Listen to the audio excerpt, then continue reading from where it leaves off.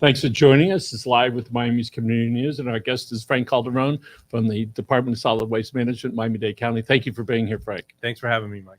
So let's look at the green carts, the blue carts, the piles of garbage, trash outside our houses, and what we can do to get all that stuff taken care of. So let's talk about the services that the county offers. Sure, we have curbside waste collection, which that's something that almost everybody's familiar with if they've lived here long enough. The trucks go by, they do automated, they use automated side loading trucks.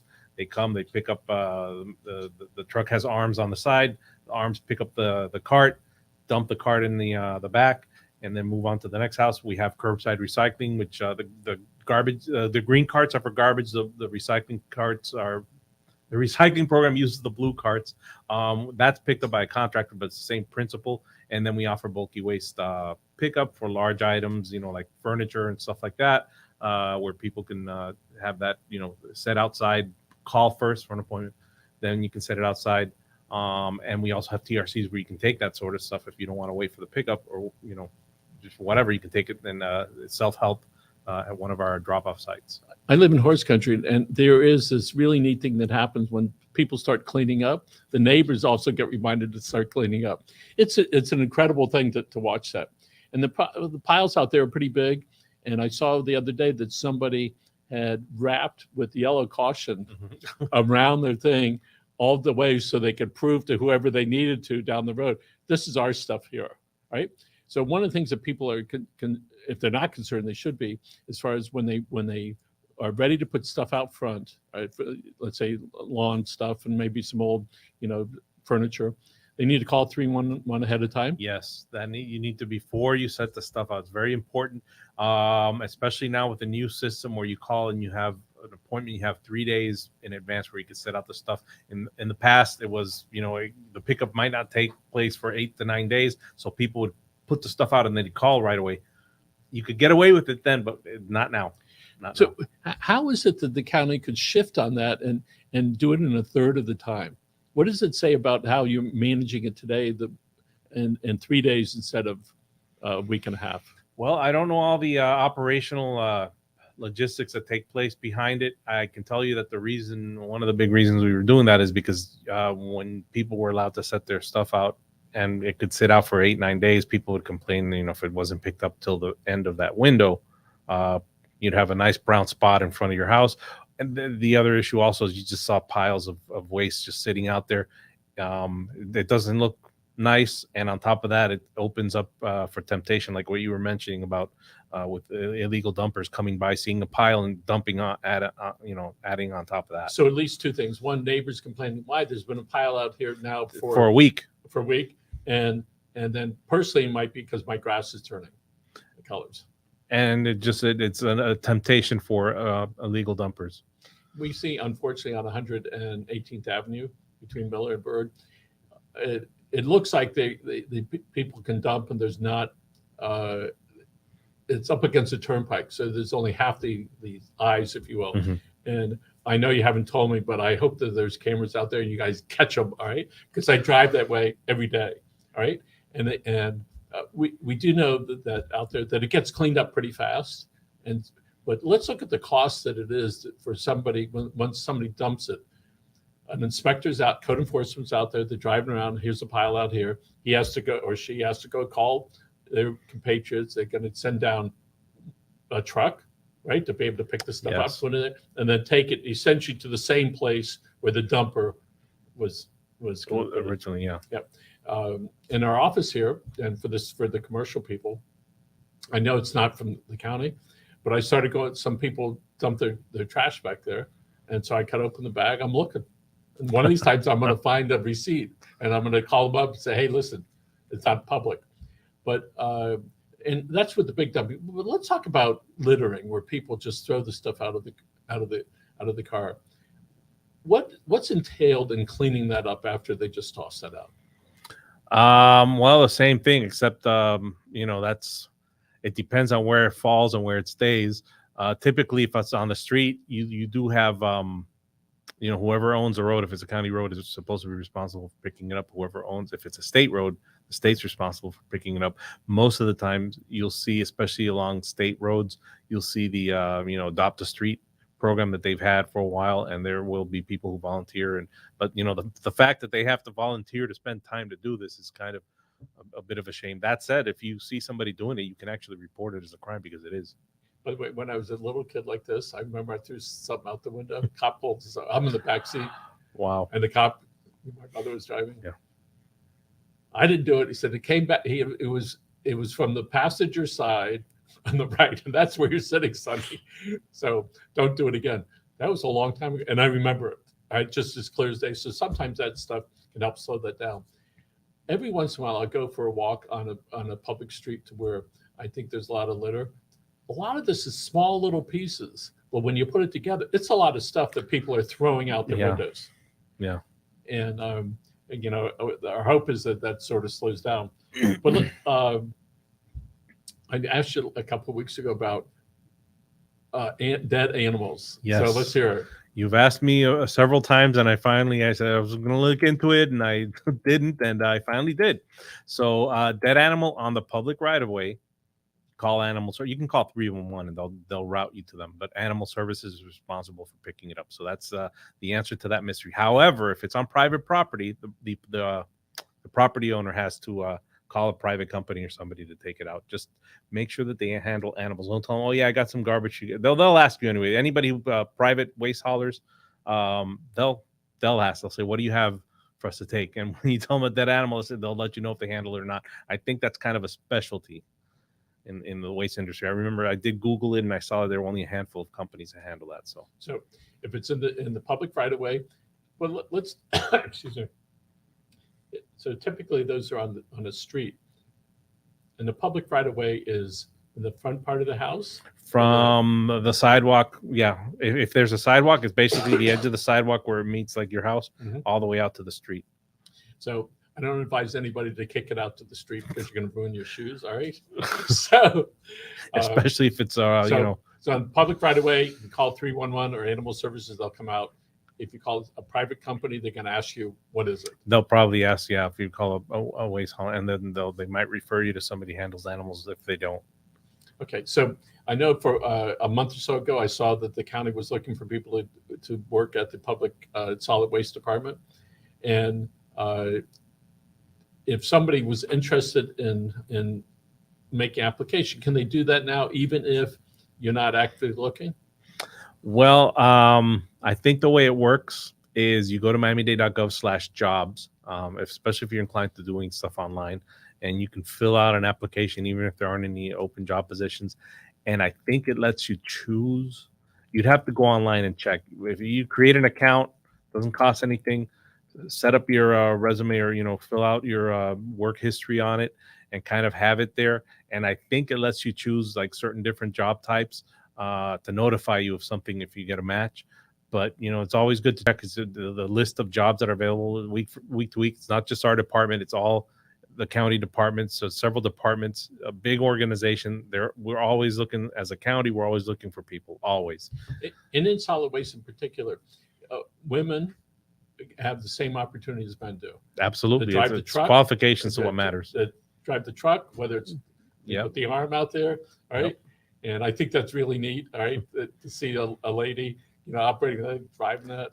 And guys, they have a joystick that operates the claw that goes down. By the way, one of our Andres, who works producing shows, and today Elian's doing it, but Andres was saying that he's going to be calling, get the solid waste to come out and look at his green can because it needs some help. Okay. Right? So if somebody's can is broken, torn, the top's not working, the wheels are, what should they do? Yes, if the cart's damaged in any way, broken or whatever, you can call 311 and we'll we have people dedicated. We call them cart crew. They're dedicated. That's their job, is to go out and repair carts, or they'll either repair it or replace it. And the neat thing is, waste not, want not. If your cart's like totally banged up or whatever, and there's no way, they'll replace it completely, but they'll take any parts off of it. They'll scavenge it and they'll clean them, but they'll take any parts that they can scavenge off of it and reuse for somebody else's cart. Like, the wheels, if the wheels are fine, they'll put it on somebody else's cart that lost a wheel, for example. If the lid is fine, they'll put it on somebody else's cart who's, if all they did was lose the lid. So I'm having family members come to town, so I'm going to get you to come out and look at my cards to see if I can get them fixed. But that green plastic is really heavy duty, really strong. All right, and for folks that are thinking about putting into that green can that may or may not have leaks, and they want to put in old cans of whatever it happens to be, what should they not put in those cans? what should they not put in the cans? Cans of paint, unless they're dry. And that should only go in the green can. And then there's a distinction between the recycling program, the stuff that should go in that, and waste. We accept more items on the waste side, but that doesn't mean we accept every single thing. Propane cans or propane canisters or tanks are a no-no. Those should go to our home chemical collection center because those contain a potentially explosive. It can cause problems. It can hurt somebody. So you don't want to put that in there. Any type of hazardous waste. Pesticides, fertilizer, those types of things. All those things can go to our home chemical collection center. Lithium batteries definitely should not go That's in. sort of like on the honor system and being proud and have pride and say, I know this is wrong. If you don't know, that's fine. All right. And you can learn. But if you purposely do it when you know it's going to take you a little bit longer to do it the right way versus the wrong way. So if somebody dumps aerosol cans into that green can, and they do a lot of them, they clean it out, everything. Explain to people where that refuse goes. Well, that'll go to our one of our disposal sites, but most likely at the end of the day, it'll end up at our resources recovery facility, where we actually don't landfill, we incinerate most of the waste, and that incineration process actually helps us create electricity. So, what happens when the garbage trash is incinerated? Is this an enclosed container where the fire is? Yes, it's enclosed. So all those cans, they'll explode at some point. The cans something. would. Well, aerosol cans may or may not. I mean, they're pressurized, so and it depends on what's in it. If it's pesticide or whatever, it shouldn't go there because it can be harmful for the environment. The aerosol cans per se aren't necessarily a huge danger. They are pressurized. We will take them on the waste side depending on what's in it, like hairspray is fine, that sort of thing. We ask preferably that they be empty as possible. We know that they're not 100% empty. But what ends up happening actually, because they're made out of metal, is it'll get pulled out of the waste stream at some point. We have magnets before and after incineration, and they'll remove any type of ferrous metal, which is iron-based, and we actually recycle that metal. So a lot of that, on the recycling side, let's talk about plastic bottles, glass bottles, metal containers. Explain the process on how you look at it and how it gets recycled. Sure. The stuff that goes in our blue carts, of course, we it's very important because we've run into, and not us, but nationwide, it's become a problem. China stopped accepting a lot of recycling materials from the U.S. because they wanted it to be almost pristine, like only the recyclable items, nothing else. Unfortunately, we find stuff that can't be recycled in our program inside, sometimes just garbage, plain garbage, but sometimes items that people think could be recycled and may be recyclable elsewhere, but not in our program. So that's why we reduced it to what we call the simple 5, and I'm going to try to tell them off memory: paper, cardboard, cartons, bottles, which includes plastic or glass, and metal cans, like but the cans that we're looking for are beverage or food cans, and those are acceptable in the blue recycling cart. So, and a lot of people still use single-use water bottles. We're still guilty of that. All right. When they wind up in recycling, they go to your plant, and they get packed up, and then they get hauled away to a recycler. Yes. Then they have to go through that again, right? I don't know what you mean. When they get it, how do they separate it, or do they just like put it in a? I don't know how they do the actual process, but once they get it, since it's basically a uniform item, it's one type of item, they can process it. They don't have to worry about looking. They shouldn't. That's why we want materials to be as close to pristine as possible. But obviously, they're not going to be 100% pristine. And by pristine, I don't mean that they have to be perfectly washed or clean. I mean the right types of material. If you throw like plastic yogurt cups, for example, are not recyclable in our program. You mix that in with plastic, that's going to get mixed in with the plastic bales. When they get it, they're going to, quality control, take a look, and they say, oh, we have too many bales with these plastic. They'll reject it outright. because it's too expensive to go through. Exactly. and sort it Exactly. again. So that's why, in theory, everything has already been sorted at the what we call the MRF, the material recovery facility, and baled. And it's a bale is that item only. Frank, Ideally. how long does it take to recycle till it's back in use again? One of those plastic bottles. The plastic bottles, I don't know how long they take to process. I do know that one of the fastest items, in particular, those aluminum cans, and they can be recycled in a matter of as little as 6 weeks. You can drink out of it today, put it in your recycling, and in 6 weeks you could theoretically be drinking out of the same aluminum can. That's just But incredible after to it's been think about processed, that. of course. Maybe young people don't think it's a big deal, but anybody over the age of 45 must be going, how does it work so fast? And people could go for a virtual tour on your website and Yes. see all the things. And where would they go for that? miamidade.gov/solid waste, and just look for videos. It'll take you to our video channel, which is not really our channel. It's Miami-Dade TV, their channel, but they have a whole playlist of solid waste videos, and that includes our recycling, the virtual tour of our the recycling, which is not really ours. It's a contractor, but yeah, it's the facility we use. And so let's go back to the fellas and ladies that go out and pick up those green cans. All right. I just love the story. How many homes, residents do they go to, more or less, on an average day? Each driver about from 1,000 to about 1,100 that they pick up each day. So that is 11. Let's say 1,000 homes, and each home is good for either 1 or 2 stops because they went 1 or 2 carts. Most homes have only the 1 cart for Okay. garbage, but yeah, there are a few that have 2. And they can put how many homes during the day? How many homes they go to before they have to offload? Ballpark about 500 to 550, and that's really a guesstimate that's kind of based on that. Typically in one day they can't make it the whole day without having to. They usually have to make one trip to the to dump it. And there are about then go back out. 340,000 customers Yes. that you serve. Yes. And during the week, it's times 2. Times 2, because everybody gets every one of our customers gets picked up twice a week, either Monday and Thursdays or Tuesdays and Fridays. That's a mammoth number. Yeah. How many trucks are out typically during the day? A few hundred, man. I don't know off the top of my head. And whose backyard do you put all those trucks in? Nobody's backyard. We actually have several facilities where we stage the trucks out of. We have, in different areas of the county, north, northeast, west Dade, Doral. We have a place. Actually, I don't live too far from it.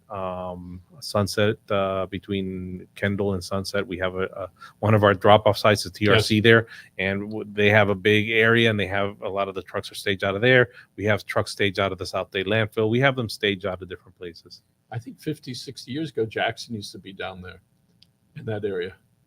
Possible. Yeah. Possible. So I understand there's some pink trucks. Yes. What caused that to occur? That is a kind of our awareness for breast cancer, because that's like a big, in my department, that's a big, we do United Way, which is kind of county-wide. But as far as charitable things, one of the big things that we do in our department is support breast cancer research. And so breast cancer month is October, if I remember right. Yes. So are there plans to have some sort of, I know it's only April, all right, but it's sort of around the corner, right? Do you typically have some sort of ceremony marking that occasion? We don't ourselves, but we participate both as a department as a lot of individuals take place in the. There's a big breast cancer walk, and the last few years I think it was done out of Marlin Stadium, and we typically will have some of our pink trucks there on display, and we usually have our own departmental team that's actually quite big. Years ago, I went down. I walk. was taking some pictures of one of those walks. I just was so overwhelmed. It's just like the walks have a lot of people there. Yes, a lot of people. It was so emotional. I'm taking pictures and realizing that these women, mostly women that were there, either they have or their family member or supportive of that, have all been affected. And then multiplied times the 20 people that are in their family unit. It's a huge issue, and I'm glad the county and the department is actively involved with that. So hurricane season's coming up. Yes, unfortunately. Yes, and it's been pretty active, and And what should people really do is, I think it starts in May. I think May, but certainly by August. Sure. In August, it's a pretty big month for Yeah. us. So what does the county suggest people do with their big trees and prior to a storm? Now is the time to get them ready. Do not wait for the last minute. It's at a certain point, once a storm is approaching, we announce that that we're doing everything we can to pick up the ones that have already been scheduled, but we don't allow scheduling at a certain point of bulky waste pickups, because then you have to take the stuff to a TRC on your own. Now is a good time, because now, it's not her, even though it happens to be a rainy day today. And we had quite a bit of, we had hail and everything yesterday, and it's expected today as well. But it's not a hurricane, and we don't have one threatening now, and it's not hurricane season yet. So now's a good time to plan. You've got that tree with the limb that looks kind of, a little sketchy, and you're afraid that it might fall and damage your roof or your utility shed or something. Now is the time to take care of it. One of the last few storms, I forget which one it was, we had trees lined up. I live pretty farming country, but we had trees lined up on our property line. I was lucky that they all missed the house. And I guess on the other side, I'm lucky that they're no longer there, and I don't have to worry about at least my trees that were there. But it took days to clean it up, right? And some of it just missed the roof by a little bit. Not small twigs. I'm talking about a big branches, deal that would cause thousands of dollars of damage. And so this is the time to start trimming those trees, right? And then they're trimmed. The people we use now, I said, no, you got to take it. You got to take it. Just take it with you, just whatever it is, all right? And I've been fortunate enough many times to have bulky waste pick up. I went to the county website, and it was really easy to do, which is you put in your address and tell you how many pickups. You get 225 yards a year. So, like October and January work. So you could get 4 during that time, 425s.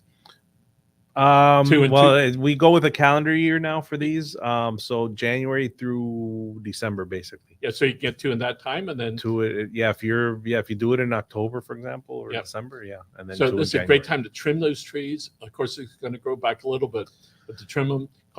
Always important to call first, though. Yes, call first, and get an appointment, and that'll give you an idea of how much time you have to wait, and how much time you have to. I'm really delighted that the county chose to move up the pickup date. It really says that it's being run quite efficiently, right? To be able to do that, because you bring up a really good point. When that stuff's left on the street, it's an eyesore, and it perpetuates. We'll just dump it on the street. Mm-hmm. And then you have to keep an eye on it to keep. It's important to keep an eye on your pile anyway, just to avoid illegal dumping. You don't want to. For one thing, you don't want to go over your 25 cubic yard limit, and then they hit you with, okay, we're using your 2 pickups, and then you don't have that second pickup to use later in the year for whatever. I was talking to some folks that live in Homestead, Redland area, not in the city, but in the county, Homestead, and about the trash, the littering, the dumping, that's really quite an imposition on the property owners, the nearby property owners. And I'm sure there are cameras down in there, and you guys are going to catch some of them. Recently, you caught 2 or 3 people that were doing that. It's really quite an expense for the property owner to have to clean it up. And the homeowner cannot hire the county to do it, or can they say, you pick it up and then we'll pay? How does that work? Well, at this time, if they're a homeowner and they receive service from us, they can use a bulky waste pickup. So that's not a problem. The thing is that, you're using one of your, not really free. They're part of the service. You only have 2 per year, though. That's the thing.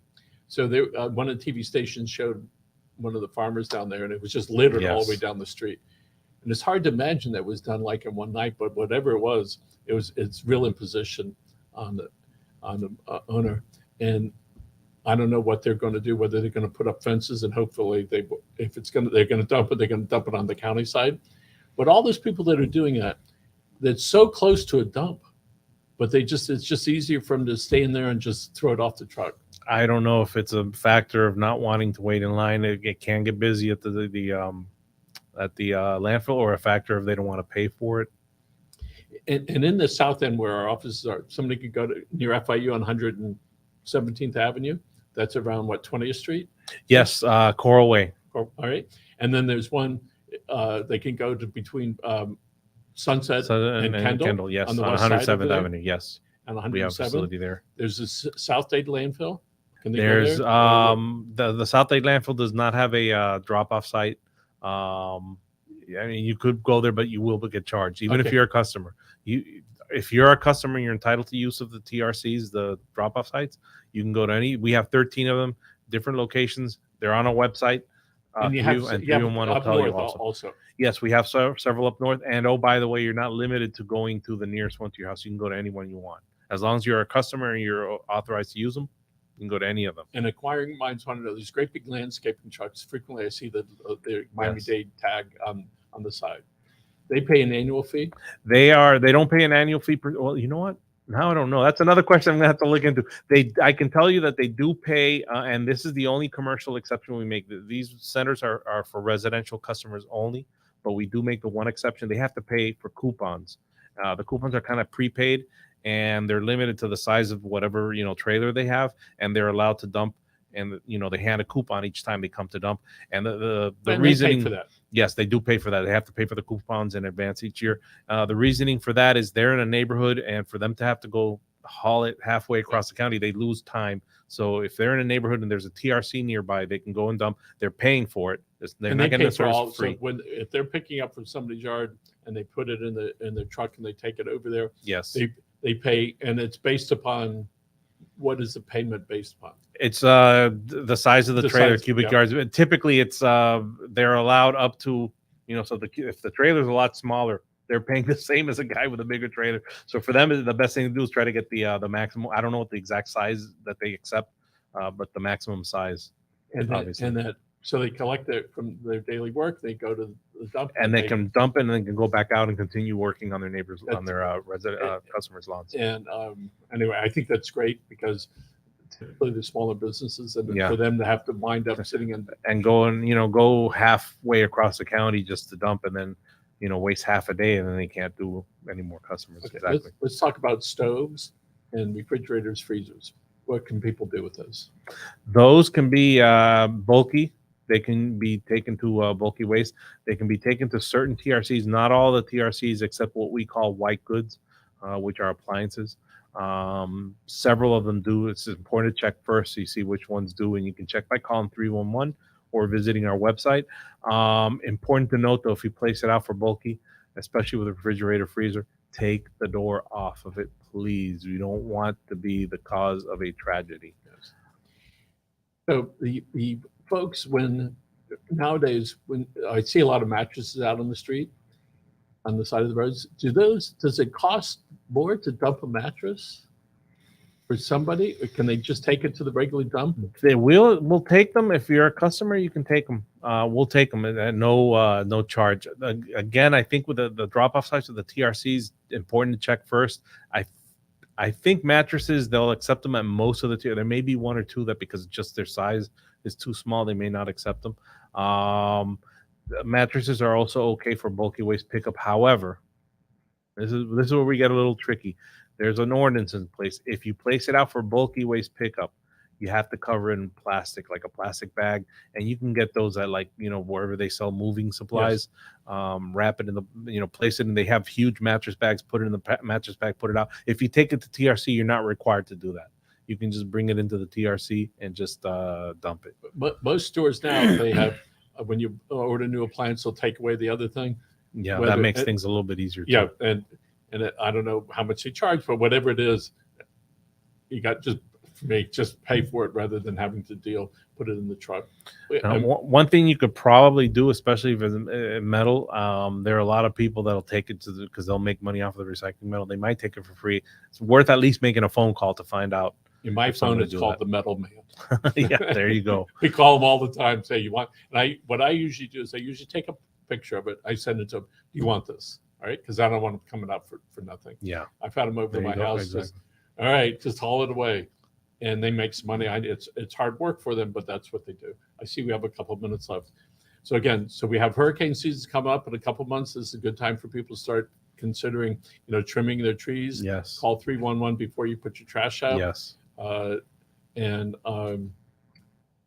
there's that animal. It's in the public right away.